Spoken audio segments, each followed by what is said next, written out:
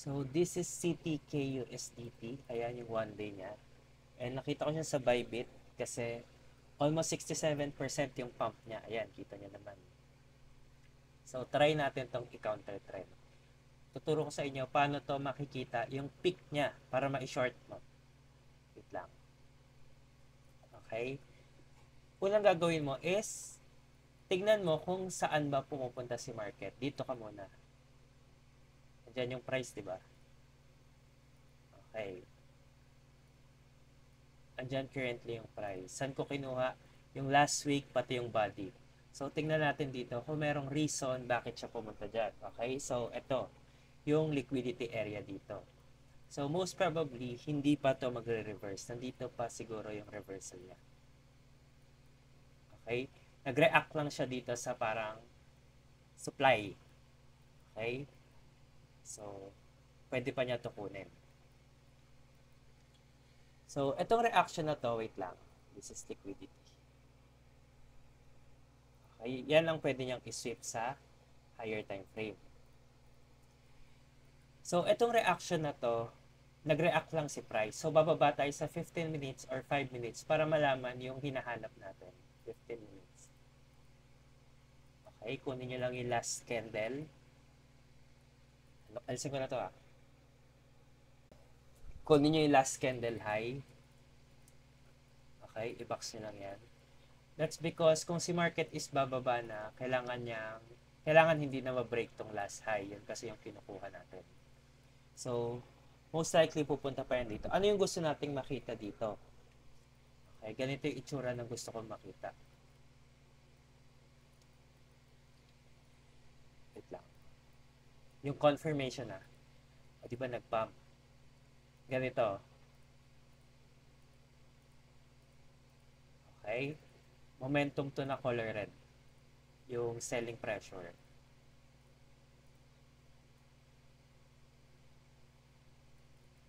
What else? Ganito.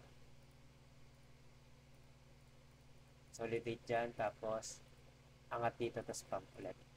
Magkakaiba yan ha. Itsura lang yung nag-iiba. Maraming instances pa to eh. Hold on, ano pa ba? Ganyan, downtrend. Ibig sabihin, na-break niya yung low. Ito yung low.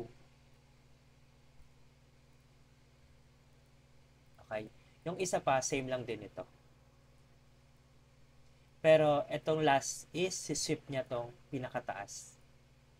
So, iisipin mo, invalidation yan, pero yun na talaga yung last sweep niya. Okay? Yan yung hahanapin natin. Tatlo yan. So, ito makikita nyo, moving down siya. Ito nag-consolidate sa gitna, tapos down ulit.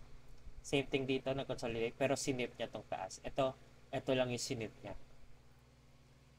Laging may na-sweep. Yan, na-sweep niya. Ito, taas yung na-sweep niya. So, yan muna para hindi kayo malito. Tapos ito, downtrend talaga siya. Tapos momentum na pababa. Lagi may momentum, makikita nyo. So, ito, nagpakita siya momentum, pero pansin nyo, na-regain pa rin ng buyer yung pag-angat. So, hindi mo siya i-consider kasi kailangan mo tapusin yung structure. So, kulang pa yung data dito. So, yun. So, kunyari, ito yung nangyari. Ito pa lang yung information. Kung papansin mo, ayan, mapapansin mo, nag-momentum ulit pero kulang pa rin ang information. Nag-regain pa rin yung buyer. Okay? Once na na-confirm natin tong structure na to, itong tatlo lang muna, papasukin ko to ng short. Okay? Kahit hindi siya umabot dito. So, let's see. 15 minutes yan. So, malaki-laki na yung time frame yan. And maganda lang for confirmation. So, update ko kayo ulit dito guys. See you again. Part 2 update sa CTK natin. And kung mapapansin nyo, lumabas si price doon sa ginawa natin. Okay. By the way, hindi to Darbox ha. So, lipat ulit sa high. Kasi dapat hindi ma-break yung previous high. Ayan, na-break eh. So, lipat ng new high. And ito. Yung box dito, lipat mo lang din. Dito sa ilalim. Okay? In short, tapos na to structure na to. Yung nangyari dito, tapos na. Yung nangyari din dito, tapos na. So, dito tayo maghahanap. Same. Ito pa rin nahanapin natin. Kaya kung papansin nyo, kung nag-short ka agad dyan, kulang pa yung data.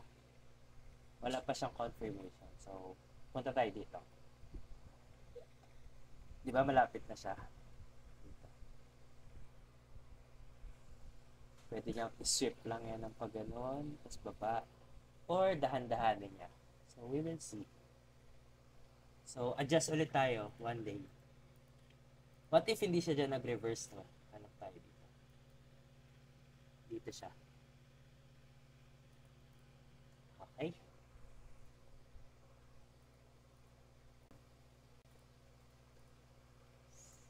Malaki-laking RR to. So, yan. Let's wait again. So, yan lang. Update ako ulit, part 3. Okay, so CTK part 3. So, kung papansin nyo, bumagsak ulit si market dito with momentum. Pero, ito lang ulit yung data niya. Kulang katulad nito and katulad nito. So, anong gagawin mo? Kukunin mo to lahat. Okay? And dyan ka ngayon magbe-base na ang gagawin dito ni market. Ito pa rin to So, aantay lang natin niya galawin. So, lagay nyo yung line dito. And wala pa yan. Rejection lang din yan. And babalik pa yan dito. So, tingnan nyo yung area kung saan siya babalik. Mare-reject yan dyan. Tapos, aangat yan dito. So, pwede mo na agad ilong yan. Pero, hindi yan yung target natin. Ang target natin is kung reversal na ba siya or magko-continue pa siya pataas. So, babalik pa yan dito. Okay? So, see you ulit sa next update. At least nakikita nyo kung paano nagmo-move yung market. So, CTK ulit part 4. 4 na ba tayo? So, yan. Yun ay arrow. Okay. From down to up. Diyan na siya mag-reverse. Ang next na gagawin ito is nakikita nyo na kung ano yung formation na ginagawa niya dyan. Parang ganito. So, pag ganito ginawa niya, makikita mo na kung saan siya dapat bumaba. Dito. Pero lalagpasan niya pa yan. Mga ganito. Yan. Okay? So, dahil yan yung pinakita niya, pe-predict natin based on TA and ituturo ko sa inyo kung ano yung mga next move ni market. Pwedeng after niya bumaba dito, may konting rejection na lang tapos momentum na dito sa baba. Okay? Yan yung isa. Next, pag bumaba siya dyan, akyat ulit dito, tapos consolidate dito, tapos baba ulit. Yan yung pangalawa. Or yung pangatlo is diretso na to pababa. Yung red na bababa dyan is dire-diretso na pababa. So kung papansin nyo, naglilid lahat sa downtrend kasi downtrend yung hinahanap natin. And etong mga down na to, yan. Okay? Yan yung momentum na sinasabi ko.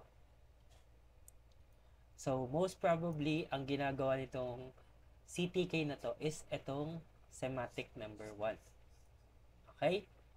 So, ipopost ko to once makita ko yung significant candle. Yung momentum na si market is downtrend. So, ganyan yung itsura. Okay, so okay na, no? Hello, so 12:45 AM. Grabe, no? Kanina ko pa ito binabantayan. So, ayan na. Up, tapos down. Dito lang siya bumagsak. And angat, tas baba ulit dito. And consolidate momentum. Ito ba yung momentum na inaantay natin? Hindi po yan. Meron pang isa. So, alisin ko na to para hindi na confusing. Isipon pa.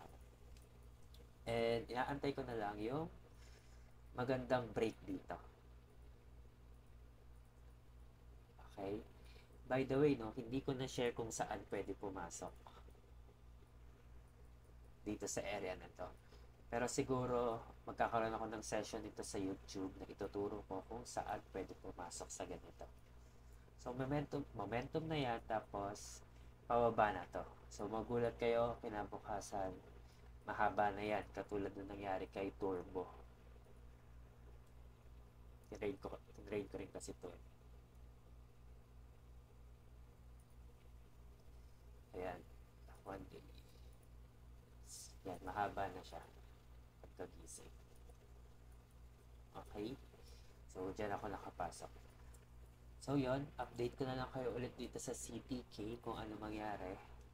And hopefully, pag bumagsak to, may pullback na mangyari dito, pero pwede nyo targetin to.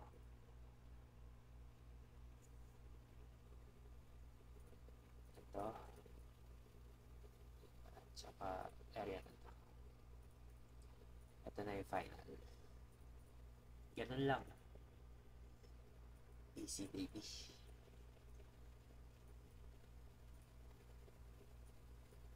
So yun, no? See you ulit sa next update nito.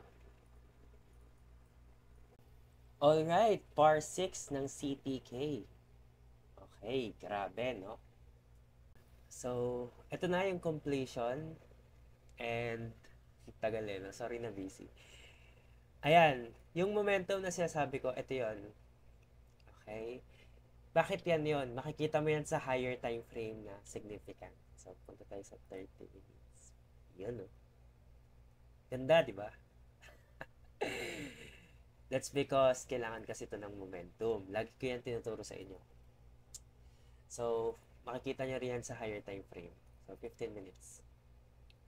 So, yan yung momentum. And yes, tumama na siya dito and consolidate. So, ito yung maganda kasing entry dyan. Once na kumpleto niya yung cycle, makakapasok na kayo sa ganito magandang entry. Ito yung entry niya, sweep. Okay? Pero, pakapyaw lang yan. Tinuro ko lang kung paano yung babasahin yung downtrend. Nagtapos lang siya ng structure, then tsaka nyo hahanapin na downtrend na si market. Hindi dito. Okay? So, tinuturo ko sa inyo yung basic kasi pag advance, dito ka na papasok sa dulo. Soon na yon, soon. Ayan. So, momentum, tapos regain ng konti. Then, tuloy-tuloy na katulad nung sa turbo. And yon, one day, nakuha niya yung take profit natin dito. Sakto, no? So, yan. Then, reaction ulit. Pwede niya pang kunin itong ilalim. So, yun lang. So far, nakatawid na tayo dito sa CTK. Natapos na hanggang part 6. And, itatry kong humanap ulit ng ganitong scenario. Then, babasahin natin. At least, itong picture na pinakita dito is schematic number 1. Ito. So, tatandaan nyo na yun. Ha? So, pag may question kayo dito, and other comments, insight, welcome kayo mag-comment dyan sa ilalim. And subscribe na rin kayo pag may natutunan kayo. Kung wala kayo natutunan, mag-subscribe pa din. So, yun lang. Peace out. Thank you, guys. And yun, nakatawid tayo sa CTK. Next coin, subscribe kayo. So subscribe para makita nyo yung next coin na ipe-predict natin sa peak kung paano malaman kung reversal na si market. See you again sa next video.